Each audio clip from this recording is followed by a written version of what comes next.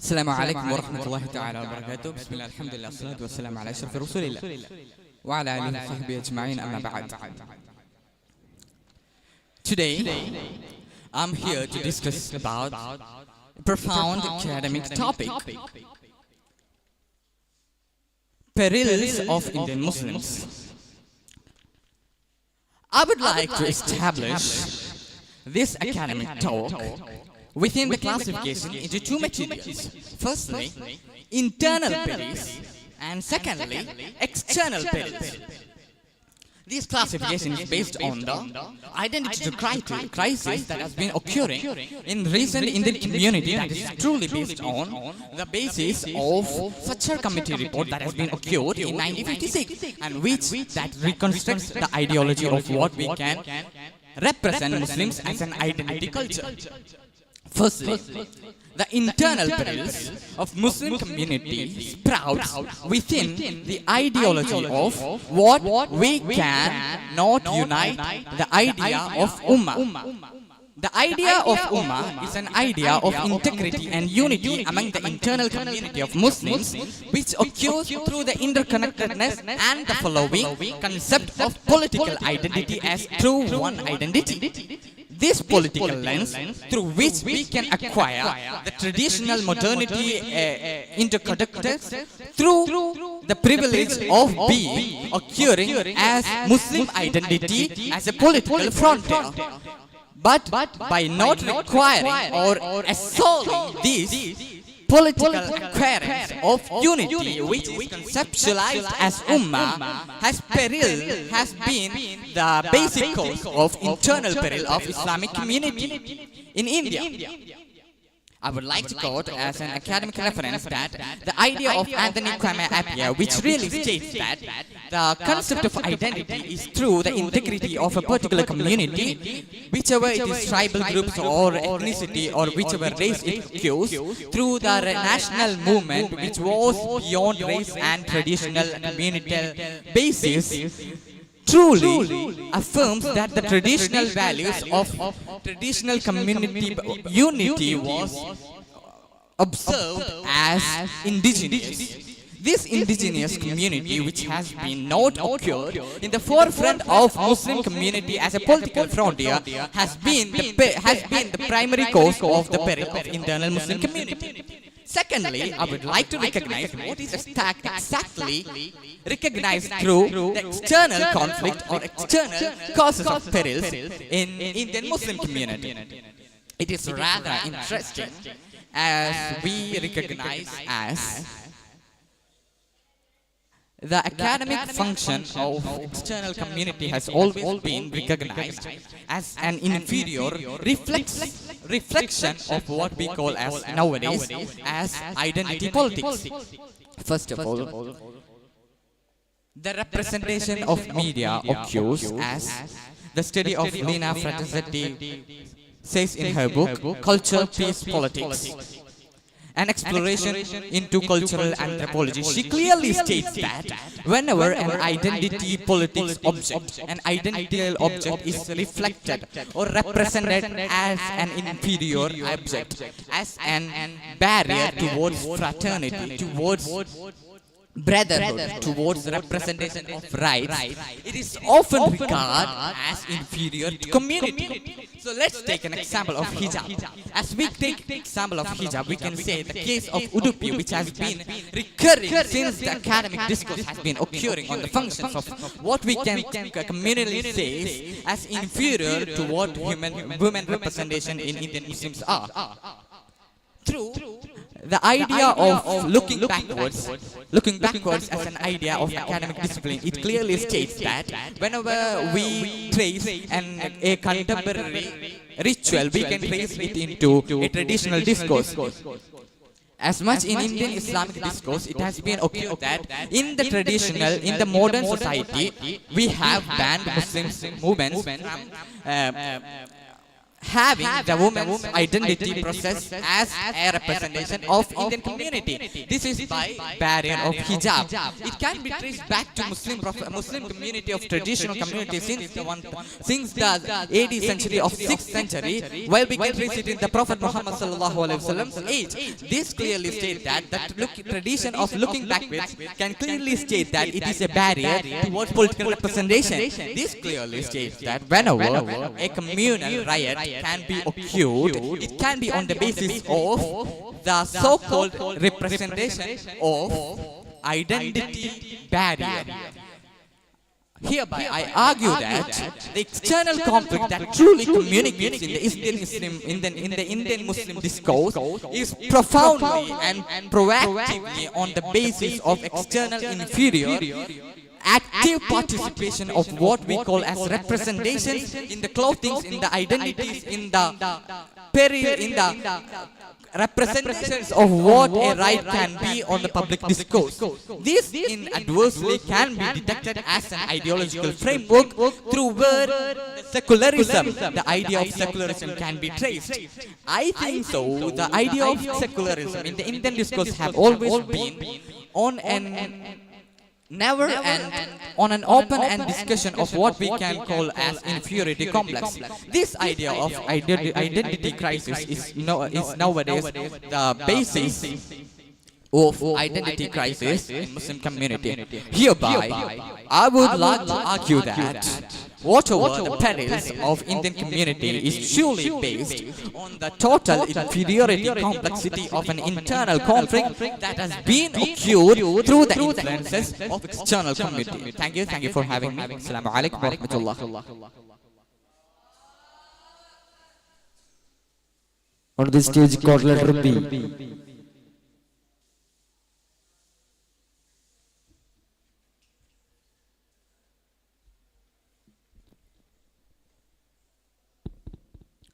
Assalamu alaikum wa rahmatullahi ta'ala wa barakatuh. Good morning, everyone. It's very pleasure to see you all here. Today I'm here to discuss as an Indian Muslim on the topic perils of being an Indian Muslim. First of all, it is very clear to know that the advent of Islam in India and Islam first introduced in India by the invasion to Sindh by Arabs in 712 AD. So, firstly, we need to understand India and Muslim as a coherently with gathered two terms like Indian Muslim, not like it is separated. So, first of all, as we look into India's history, India is a democratic country after got independence at 1947. And Muslims was already residing in India at that time and before in the pre-independent India and the post-independent India. So these Indian Muslims are nowadays facing with more challenge, and we need to tackle that challenge. So here I argue that the Indian Muslims, firstly, the Indian Muslim face the problem of othering, introduced by the BJP government at their first term. So, how can an othering influence to be a danger, or how can an othering be a danger towards a community? So we need to understand that. What is an othering? Othering means it gives identity, a self-identity by identifying the others. We identify ourselves by identifying the others. We identify the Hindus identify Muslim as a danger, and they got a self-identity that the Muslim is dangerous and Muslim is their enemies. This is the othering, and this othering was introduced by BJP to the uneducated people of India. India has a great illiteracy rate in North India and other part of India other than the South India. So they use this technique to promote Hinduism throughout the India, and these uneducated people influenced by this idea gradually, and not gradually, it was radically. They are radically influenced by this idea. and it can be seen by in the recent election, recent election rather than the latest election. First of all, the BJP introduced the Hinduistic idea by the Savarkar by introducing ideologies by RSS, and they influenced the uneducated Hinduist people's minds, and they just flamed a new threat that Muslims are a threat to Indian constitution.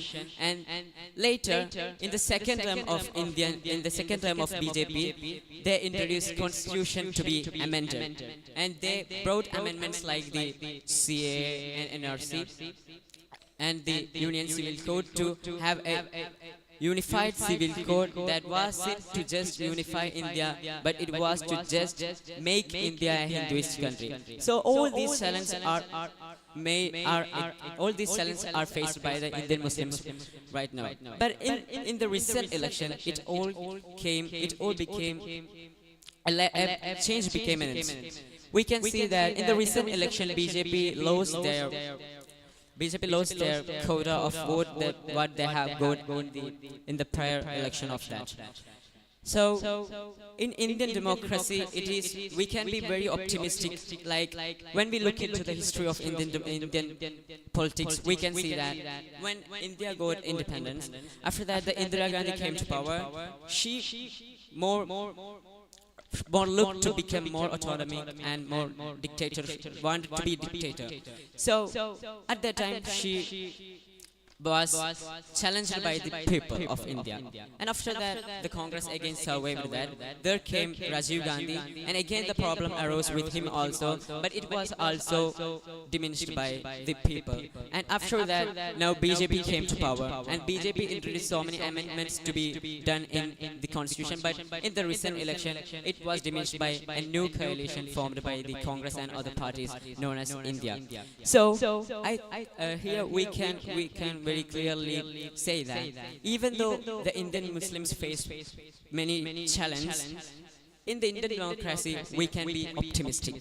From this evidence I can prove, as a personal recommendation, I can personally recommend that we can be very optimistic in Indian democracy. Here I conclude. Any questions?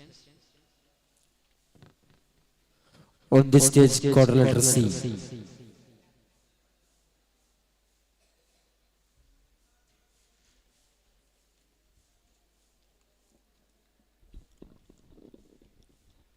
السلام عليكم ورحمة الله تعالى وبركاته. بسم الله والحمد لله والصلاة والسلام على أشرف الأنبياء والمرسلين وعلى آله وصحبه أجمعين أما بعد. Ladies and gentlemen, we gathered here to discuss about a relevant topic, the perils of being an Indian Muslim. There are approximately 200 million of Muslims in India, which have the greatest number of Muslim population after the Indonesia. So this is the 14% of the total Indian population. So it is seen as a most significant one in discussing the perils of being an Muslim. Coming to the point, the Islam is viewed as an anti-religion globally by the corporates, because the Islam refuses and restricts the alcohol and all types of interest and other impure materials. And this is a biggest threat for the corporates for their well-functioning, because the corporates is based on the interest and other malpractices according to the Islamic views. So globally there are a lot of perils from the side of corporates and other European countries and other countries. And if coming to the Indian scenario, we can see a lot of perils, moreover than these global perils. The Hindu nationalist, the extreme Hinduist, uses the anti-Islamism and anti-Muslim concepts for their gain in the elections. Oftenly, in the case of nationalism, the Muslims are marginalized from the Indian societies. If we check, the Muslims was prominent society in India from 100 years ago.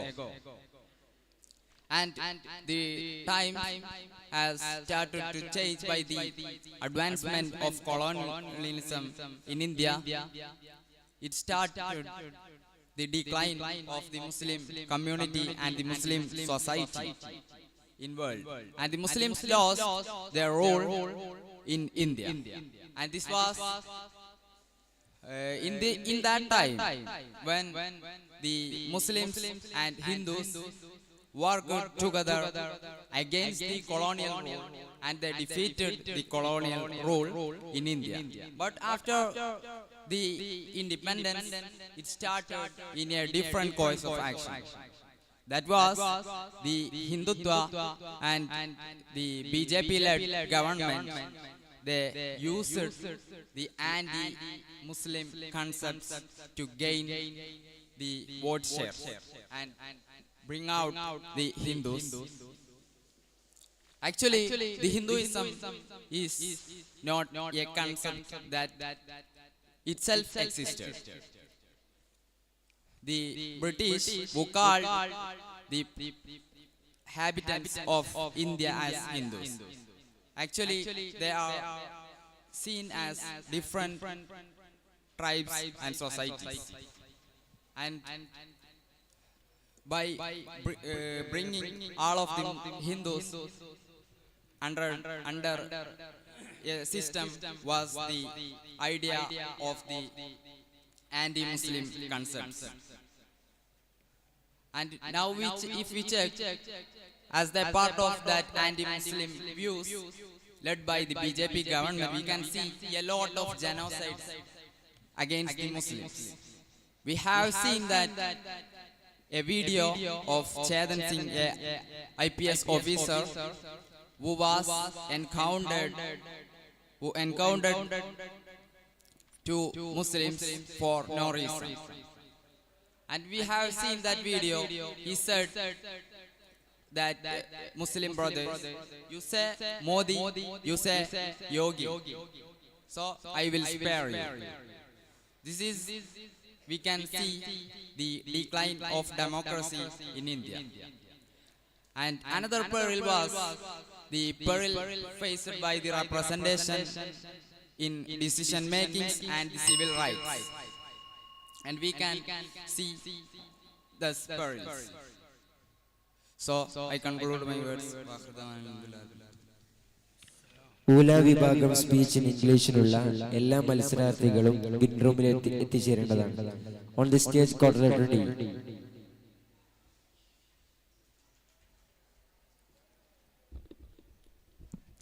Assalamu alaikum wa rahmatullahi wa barakatuh. Bismillahir Rahmanir Rahim. Today, I wish to discuss about the topic of the perils of being an Indian Muslim through the lenses of art history, and more interestingly, through the lens of the idea of sociology, the idea of sensorium. So, this approach not only illuminates the rich cultural exchange between the Muslims that have historically shaped the Indian Muslim identity, but also highlights the contemporary challenges faced by this community towards the course of history. And further, I wish to add some insights toward the belongings of Indian Muslims, like more than mosques, like their homes, which I wish to approach through in a sensorium aspect. I meant the word home. So, the topic to my today's talk is transmission and syncretism from cosmopolitan enrichment to records the fading belongings of Indian Muslims. Historically, Indian Muslims have thrived in a cosmopolitan environment where diverse cultures, religions, religious traditions have transmitted. The syncretic nature of Indian society is evident in the material culture and the architectural spaces and the architectural heritage that Muslim communities have contributed and inherited from other religions. Especially, it have been inherited such a big influence from the Hindu religion. As Fimberberry Flood elaborates in his seminal work, Objects of Translation, Material Culture and Medieval Hindu-Muslim Encounter, he insists that this period between 8th and 13th centuries was marked by significant cultural and artistic exchange between Hindu and Muslim societies. Flood also challenges the conventional narratives of conflict by focusing on how objects like coins, monuments, and dress mediated cultural exchange and facilitated the circulation of ideas, thus shaping the transcultural identities. For instance, we can say that early Indian mosques often incorporated carvings from Hindu and Jain temples, and coins featured Arabic sacred texts rendered in Sanskrit. These examples underscore a historical pattern of cultural borrowing and integration that enriched the architectural and artistic tradition of Indian Muslims. This syncretic tradition was further enriched by the scholar tradition of Indian Muslim scholars from the regions such as Iran, Afghanistan, Khorasan, and many other regions who contributed to a much profound idea put forward by the scholar Qasim Zaman, the cosmopolitan ulama tradition of India. For instance, Ibn Battuta, who enjoyed the privilege to be a Qazi under the Tughlaq Sultanate at the time period of Muhammad bin Tughlaq, is such an example for how the cosmopolitan tradition of ulama shaped the Indian Muslim society in the course of history. However, this historical syncretism has become a double-edged sword in the contemporary India. The architectural marvels that one symbolized as the harmonious blendings of cultures are now the sites of contention and conflict. One poignant example we can say is that the Ganbabi Mosque, where there are ongoing disputes over the foundation, which claimed and misinterpreted as Shivalinga. This reflects a broader trend of cultural disruption and the erosion of syncretic heritage due to the rising sectarian tensions. In a survey conducted for the Center for Hadrami Studies, we found that many mosques are undergoing renovations not merely because of the reason of preservation, but out of fear of potential ruckus and collapse provoked by claims that these structures originally belonged to the Hindus, and these structures morally profoundly seems like an Hindu Sasana architecture.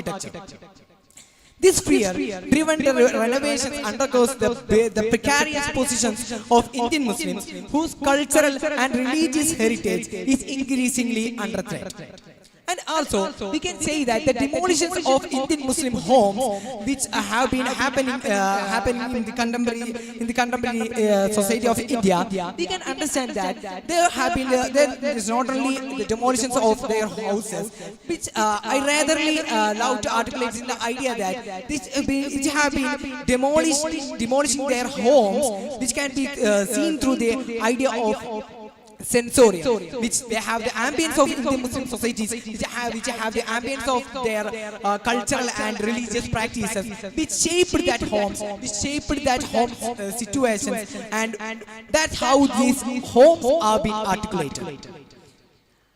Moreover, the contemporary Indian Muslim community faces the perils of cultural erasure, where the very syncretism that once enriched their heritage is now being weaponized against them.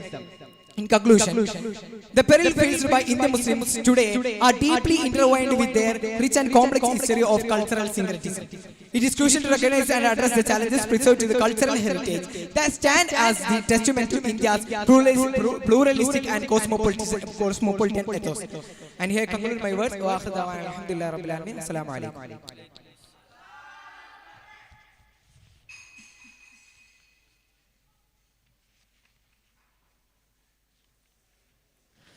ഊല വിഭാഗം speech in ഇംഗ്ലീഷിനുള്ള code letter A Muhammad Midilaj Vattoli, code letter B Muhammad Sinan C K, code letter C Muhammad Shahas, code letter D Shas Abdul Samad, code letter E Muhammad Aiman E, code letter F Muhammad Rishan, code letter G Ajisal Rahman, code letter H Shan Muhammad. എത്രയും പെട്ടെന്ന് green റൂമിൽ report ചെയ്യേണ്ടതാണ്. ശ്രദ്ധിക്കുക, ഊല വിഭാഗം speech in ഇംഗ്ലീഷിനുള്ള Muhammad Midilaj, Muhammad Sinan C K, Muhammad Shahas Shas Abdul Samad, Muhammad Aiman, Muhammad Rishan, Ajisal Rahman, Shan Muhammad. എത്രയും പെട്ടെന്ന് ഗ്രീൻ റൂമിൽ റിപ്പോർട്ട് ചെയ്യേണ്ടതാണ്.